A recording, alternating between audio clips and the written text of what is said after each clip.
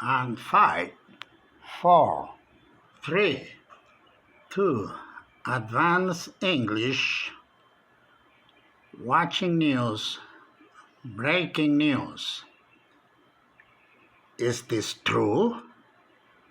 Anti-narcotics? Is this fact or no? Again, is this fact or not? Well, yes, Google has that. Google has that. It false news. No, I'm not buying this. And of course, it's a fairy tale story. I don't believe this one bit.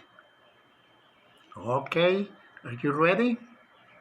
Okay. Listen.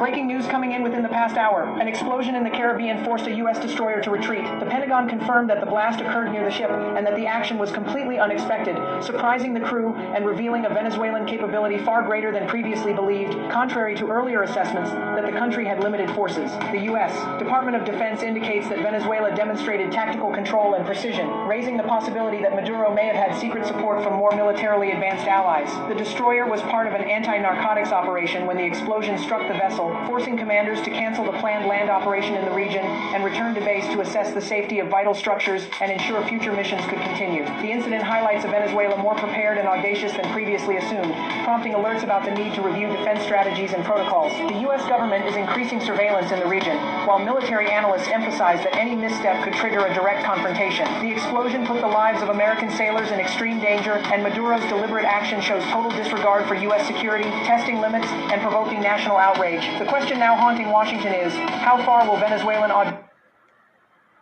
push the United States before an inevitable confrontation turns the Caribbean? Breaking scenario, Venezuela's Air Force just cracked wide open. In a scene straight out of a movie, elite Venezuelan fighter pilots have taken off in their own jets, abandoning Maduro's regime and flying straight toward U.S. airspace. Sources say at least 2 fighter jets crossed the Caribbean late last night, setting off alarms in Caracas. Maduro is furious, calling it treason. But the Pentagon says this is exactly what President Trump predicted weeks ago. He promised asylum to any Venezuelan pilot or soldier who defected. Now it's happening, and it's shaking the entire Venezuelan military. These aren't just any defections. These are pilots trained to fly Venezuela's most advanced Russian-made jets. Every plane that lands safely on U.S. soil is another huge blow to Maduro's already crumbling defenses. Analysts are asking, is Washington secretly encouraging this to break Maduro from the inside before any direct strike? Meanwhile, Venezuelan state TV is in full panic mode, calling it hijacking. But the truth is clear. The regime might be collapsing from within. What happens if even more pilots defect tomorrow?